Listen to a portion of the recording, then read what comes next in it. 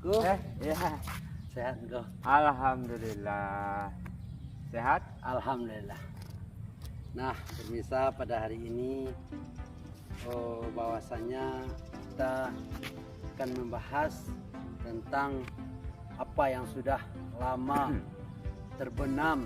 Sekarang kita coba untuk membangkitkan kembali. Terlebih dahulu saya ucapkan Assalamualaikum warahmatullahi wabarakatuh. Nah, hari ini kita akan membahas tentang lupa-lupa mengingatkan kata orang nanggo. Ya. Soalnya saat ini banyak yang telah lupa. Bagi kita sebagai orang tua mengingatkan anak tentang karakter-karakter yang sudah terbenam selama ini. Nah, hari ini kita akan mencoba untuk membahas dengan Bapak Mas Nur ini.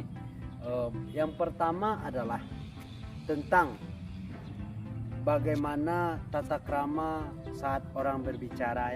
Ya Pak ya. Iya. Yang kedua saat orang makan.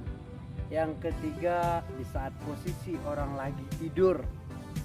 Nah, yang pertama kita bahas itu masalah berbicara. Nah, dalam arti berbicara ini kan kita lagi bicara sama orang, gitu kan. Terkadang orang yang satu lagi menyelundup tanpa minta izin. Itulah salah satu karakter bagi orang tua yang selalu dan jangan lupa mengingatkan anaknya ya kok. Nah, ini yang kita bahas. Itu dari segi kita lihat yang ya. Banyak kejadian-kejadian sekarang. Contoh, seorang orang tua lagi berbicara dengan orang lain. Lalu si anak datang. Nah, langsung menyerempet dan masuk. Ibu, itu kan karakter yang tidak bagus. Karakter itu kan menunjukkan bahwasanya itu adalah bekal di hari kita nanti udah mulai dewasa sampai kita menikah. Nah, itu bagaimana cara untuk menghilangkan yang namanya karakter-karakter seperti itu? Apa solusi yang bagusnya, Pak? Ya, begini Nak Yusra ya. Memang itu suatu hal yang lama, sebetulnya sudah lama. Cuma kadang-kadang tidak diingatkan oleh orang tua, sehingga menjadi suatu kebiasaan bagi seorang anak misalnya ketika dia sudah dewasa.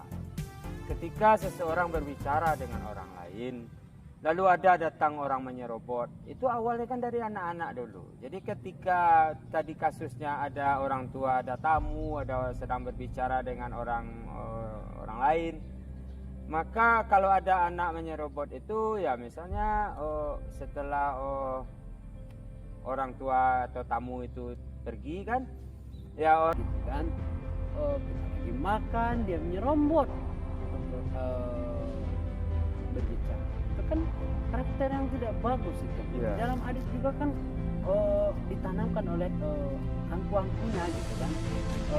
Tidak boleh yang namanya orang lagi makan sedang. Itu kan etika nggak bagus. Jadi itu bagaimana cara mengatasinya tadi. Jadi kalau seandainya saya gitu kan ada makan gitu kan, lalu orang datang, itu hal apa yang harus? ya itu kembali sebelum itu kita kembali pada pembiasaan dari kecil tadi. Kata orang Minang kan mengatakan titik ranjo-ranjo kadang taubah itu. Artinya kalau udah besar itu udah susah untuk berbagi. Jadi ketika kita ada berbicara dan lalu datang orang menyerobot, ya tentu sikap kita tentu ya apa yang harus kita lakukan tentu ya tunggu sebentar. Nah, seperti itu. Tentu itu yang kita lakukan. Ya terkadang Ya. Orang itu mungkin penting, bagi dia penting. Ya. Bagi kita itu kan sangat penting. Ya. Bagi dia itu adalah urusan dia untuk menemui kita. Ya. Sedangkan kita stopnya itu mengajarkan karakter. Ya. Nah, di sini banyak orang yang merasa tidak terima. kata-kata gaulnya gitu kan, sok sih dan sok apalah gitu kan. Padahal itu hal dibicarakan besok ini sebanyak kan terkadang seperti itu kenyataan sekarang. Nah, mengatasi yang seperti itu tuh menjadi sikap orang itu kita tolak itu dengan hati yang mulia dia menerima. Nah, ini yang harus kita Ya, tapi kan kita lihat itu, kita sedang makan. Harusnya yang datang itu yang tidak ada etika. Orang sedang makan, lihat dulu, oh orang ini sedang sebagian itu orang mengerti. Nah, Iya. yang harus kita benahi orang yang nggak mengerti ini bagaimana? Nah, kalau kita lihat kan, kalau orang mengerti ya cukup paham lah kita. Kan? Ya. Tapi kalau seandainya orang yang tidak mengerti dengan kondisi kita saat ini, Ya. nah menolaknya itu supaya mereka itu tidak sakit hati dan tidak marah sama kita. Dan dia mengerti bahwasanya kita lagi makan. Ya. Nah, itu caranya. Kita ya kalau itu kasusnya ya kita bilang sama dia, maaf Bu, saya makan dulu ya. Nah, tentu dia akan paham. Oh berarti belum bisa diganggu kan begitu. Ya. Tapi kalau dianya itu juga tidak mengerti, kita udah minta maaf nih. Ya. Maaf ya Bu ya, sebentar ya Bu, ini lagi makan gitu kan. Tapi dia juga nyelonong, pasti dianya itu yang tidak ada etika betul itu kan. Berarti kembali ke hati lagi. Kembali ke hatinya. Ke hatinya bagaimana baiknya gitu. Ya. Nah, itu kan masalah makan gitu ya Pak ya. Ada juga saya lihat satu lagi masalah kita lagi tidur gitu kan. Banyak terjadi pertengkaran baik dalam rumah tangga, teman dan sebagainya gitu kan. Terkadang kan kita ini kan nggak selalu tidurnya jam 8, jam 9 malam. Terkadang kan kita yang namanya ya berkeluarga atau masih kecil gitu kan. Terkadang yang namanya ya istilah atau orang teman lah, terkadang kan kita bergadang malam gitu kan, sering ngantuk gitu kan. Jadi kita tidurnya terlambat kepagian, lalu kita tidur gitu kan karena belum tidur gitu kan. Jadi banyak saya lihat etika yang seperti itu. Orang tidak paham dengan kondisi dan situasi. Nah, ini yang harus bagaimana cara membaca situasi dan kondisi orang ini. Kita wajibnya mengetok pintu orang itu berapa kali. Kalau seandainya kan kita tahu tuh ya Pak ya, kalau seandainya satu kali gitu kan orang berapa gitu kan, itu minimal berapa kali gitu. Ya itu kalau yang ketiga itu masalah tidur, itu seharusnya orang itu tahu, pertama dia harus tahu dia jam kunjungan, jam tidur orang itu jam berapa. Biasanya kalau jam tidur itu kan habis zuhur sampai asar.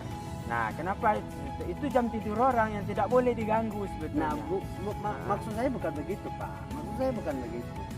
Kita kan membahas. Ya. Orang itu tidur kan itu orang yang tidur teratur. Ya. Maksud saya itu bukan begitu.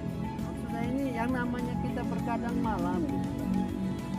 Baik kita punya anak atau orang istri kita masih punya anak kecil. Kadang kan kita sebagai ayah ini kan kurang tidur.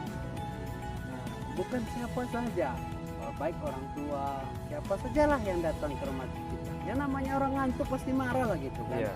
Nah, ini apakah kita, misalnya saya gitu kan, anak istri saya lagi melahirkan, lalu istri belum melahirkan tentu lemah gitu kan. Jadi saya sebagai suami tentu saya malam itu bergadang, lihat istri saya sendiri aja gendong anak yang nggak enak lah gitu kan. Nah, ini caranya itu bagaimana untuk apakah kita lihat dari korenahnya yang namanya, terkadang kan perempuan ini nggak sama laki-laki ya. Kadang kan walaupun perempuan ini bergadang, fisiknya lebih kuat kalau kita lihat gitu kan. Ya. Apakah kita nanya dulu sama tetangga atau kita nanya sama istrinya gitu kan, itu anak itu yang Iya. Itu pertama kita harus lihat korenahnya dulu, situasi. Bisa saja kita tanya, Bu, bapak yang di rumah itu ada Bu? Ada, tapi mungkin dia kemarin itu nampaknya dia kurang tidur tuh, anaknya sakit. Nah, kata tetangga misalnya, mungkin belum bisa atau mungkin tidur dia. Kita paham, oh berarti dia tidur. Kalaupun kita tidak ada tempat kita membaca Quranah tadi, kita bisa kan ketuk rumahnya. Ketuk 3 kali. Kalau sekali, 2 kali, sudah 3 kali kita ketuk, oh berarti kita paham. Ini orang, oh mungkin dia lagi tertidur atau mungkin dia begadang. Kita harus paham. Jangan kita terus diketuk-ketuk pintu orang terus. Di situ marah orang. Siapa ini yang datang? Kita tidur belum sempat tidur nih, orang mengganggu aja gitu kan. Pasti kesal. Si yang punya rumah pasti kesal kan. Itu etika itu yang harus dibaca Quranah itu bagi yang datang. Itu yang saya maksud. Iya. Jadi kepada saudara semua bahwasanya di dalam etika-etika yang sudah terbenam lama ini, jadi kita untuk meningkatkan kembali yang namanya Allah Pak. Allah di tadi deh Pak. Jam 3 tadi.